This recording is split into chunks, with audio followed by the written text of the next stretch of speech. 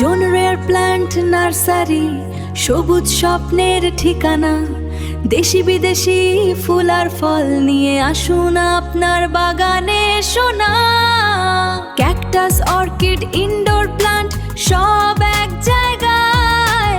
স্বল্প দামে সঠিক জাত, আজই চলে আসুন আমাদের ঠিকানায়। অনন, ভাতুরিয়া বাজার, চাঁচড়া, যশোর। অনন, নিমতলা বাজার, চাঁচড়া, যশোর। আসসালামু আলাইকুম রহমতুল্লাহ।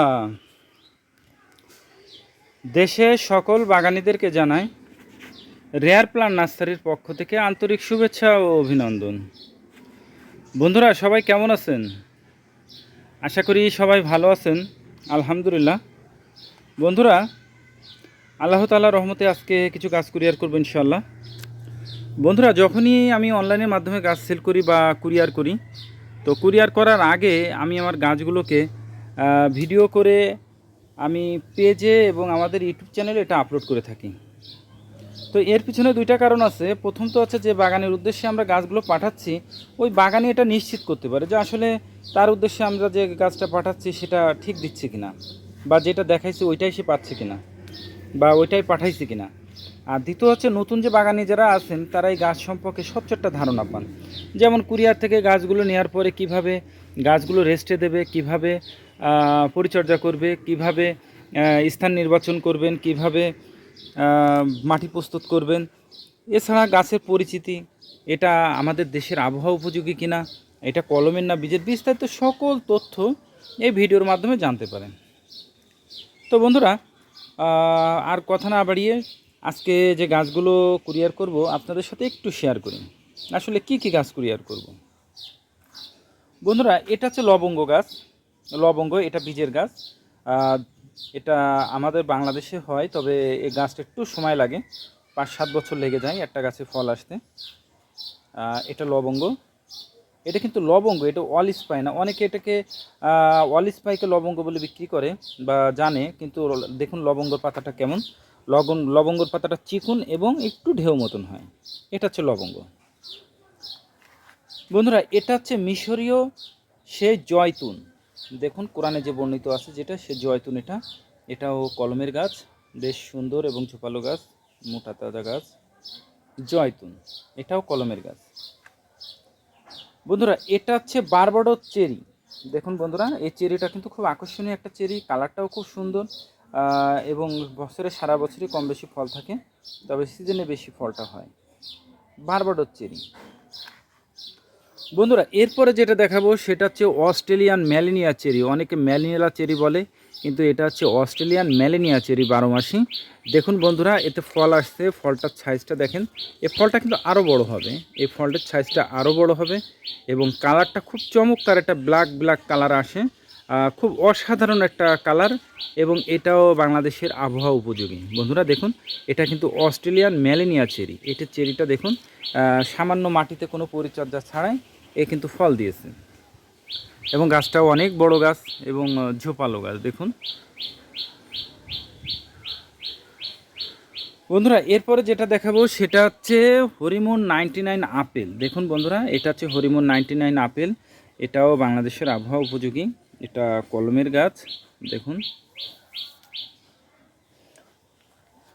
বন্ধুরা, এরপরে যেটা দেখাবো সেটা হচ্ছে পার্সিমন। এটা হচ্ছে পার্সিমন, জাপানের সেই বিখ্যাত ফল পার্সিমন। এটাও বাংলাদেশের আবহাওয়া উপযোগী, এটাও কলমের গাছ। কলমটা আপনাদেরকে দেখাই, এই দেখুন এর কলমের গাছ। এটাও বাংলাদেশের আবহাওয়া উপযোগী। বন্ধুরা, এরপরে যেটা দেখাবো সেটা হচ্ছে মিশরীয় তিন। কোরআনে যে বর্ণিত তিন আছে, এটা হচ্ছে সেই তিন, মিশরীয় তিন। এটাও বাংলাদেশের পরীক্ষিত একটা ফল। বন্ধুরা, এরপরে যেটা দেখাবো সেটা হচ্ছে আলু বোখারা। আলু বোখারা খুব দামি একটা ফল এবং মশলা জাতীয় হিসেবে ব্যবহার করা হয়। আলু বোখারা দেখুন, গাছটা খুব ঝোপালো গাছ, এবং এই যে পাতাগুলো দেখছেন এগুলো পানির স্বল্পতার কারণে হয়েছে, এবং নতুন করে এই পুরনো পাতাগুলো পড়ে আবার নতুন করে পাতা আসতেছে। আলু বোখারা, এটাও কলমের গাছ। বন্ধুরা, এরপরে যেটা দেখাবো সেটা হচ্ছে আন্না আপেল। এই আন্না দেখুন, খুব বড় এবং প্রায় 5 ফুট সাইজের গাছ, এবং ঝোপা বেশ চকচকে গাছ। দেখুন আন্না আপেল, এটাও বাংলাদেশের আবহাওয়া উপযোগী আন্না আপেল। তো বন্ধুরা এই ছিল আজকের গাছগুলো। তো এবার আসুন বন্ধুরা, এই গাছগুলো আমরা কুরিয়ারে পাঠাবো। তো কুরিয়ারে পাঠানোর পরে এই গাছগুলো অনেক সময় আমরা সারা বাংলাদেশে 72 ঘন্টার মধ্যে ডেলিভারি দিয়ে থাকি। তারপরেও অনেক সময় পরিবহনজনিত কারণে বা বিভিন্ন কারণে হয়তো 4-5 দিন বা 7 দিন লেগে যায়। তো সেক্ষেত্রে হয়তো ভয় থাকে যে গাছগুলো মরে যাবে কি না, না সে ক্ষেত্রে গাছগুলো মারা যাবে না, সেক্ষেত্রে পাতাগুলো শুকায় যাবে।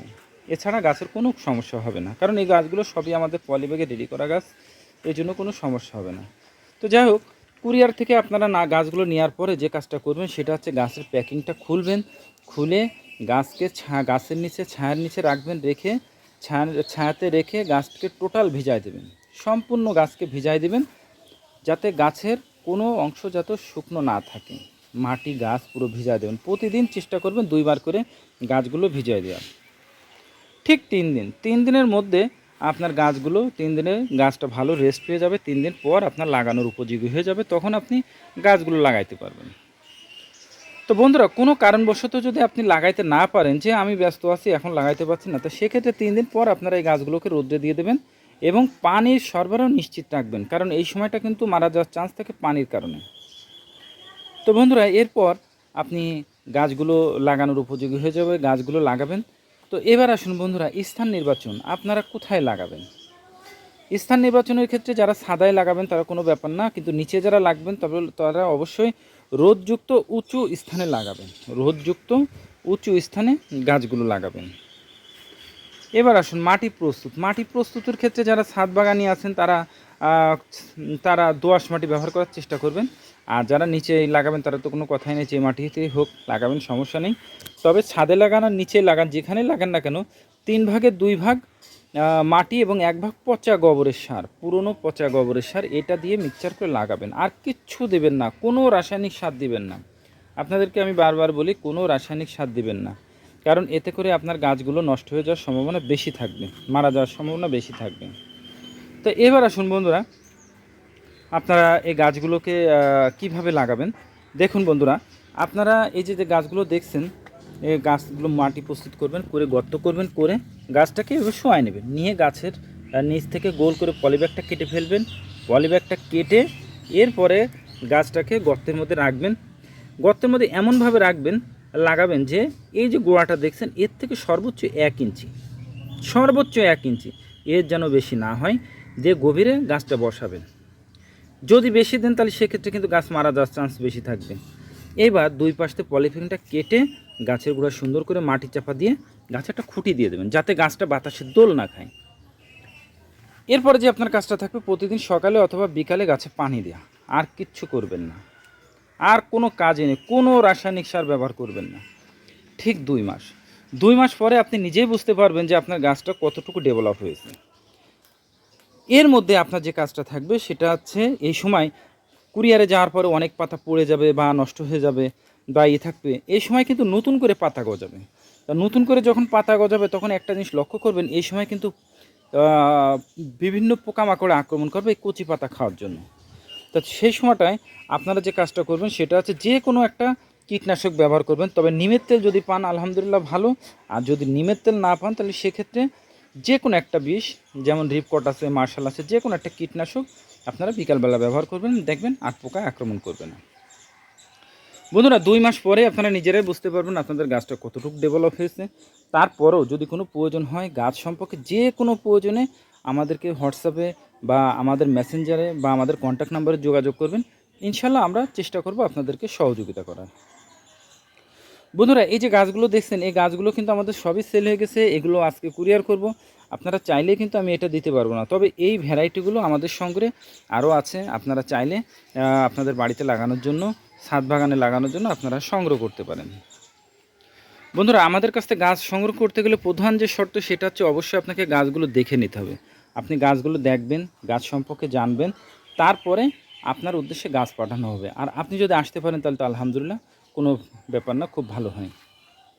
তো বন্ধুরা, আপনারা গাছ যখন অর্ডার করবেন, অর্ডার করার আগে 100% কনফার্ম হয়ে তারপরে অর্ডার করবেন, কারণ গাছ পৌঁছানোর পরেই কিন্তু বাগানীদের টাকার সমস্যাটা বেশি দেখা দেয়। দেখুন বন্ধুরা, এখানে যে গাছগুলো দেখছেন, এই গাছগুলো কিন্তু সব রিটার্ন হয়ে আসছে। তো এতে কিন্তু আমরা অনেকটা ক্ষতিগ্রস্ত হয়েছি এবং এখানে দামি দামি গাছও আছে। তা আমি চাইবো বন্ধুরা আপনাদের দ্বারা আমি ক্ষতিগ্রস্ত হব না। তো বন্ধুরা এই গাছগুলো পাঠাচ্ছি বাগানের উদ্দেশ্যে, বাগানে ভালোভাবে পৌঁছাক এই আশাই করি। তো আমাদের এই পেজটা এবং আমাদের চ্যানেলটা সম্পূর্ণ গাছ সম্পর্কিত। আমরা এখানে যা কিছু আপলোড করি গাছ সম্পর্কিত। আপনারা যারা আছেন যারা গাছকে ভালোবাসেন, গাছ সম্পর্কে জানতে চান, আমাদের পেজটিতে ফলো দিয়ে রাখবেন এবং আমাদের চ্যানেলেও যারা নতুন তারা চ্যানেলটিকে সাবস্ক্রাইব করে রাখবেন এবং ভিডিওটা যদি ভালো লেগে থাকে তাহলে অবশ্যই শেয়ার করবেন। এতে করে নতুন যে বাগানি যারা আছেন তারা গাছের পরিচিতি বা গাছ সম্পর্কে একটু হলেও ধারণা পাবেন। এবং ভিডিওটা যদি ভালো লেগে থাকে তাহলে অবশ্যই শেয়ার করবেন। তো সকলে ভালো থাকুন, সুস্থ থাকুন। আল্লাহ তাআলা যেন সেটাই করেন যেটা আপনার, আমার এবং আমাদের দেশের জন্য কল্যাণকর। আসসালামু আলাইকুম ওয়া রাহমাতুল্লাহ।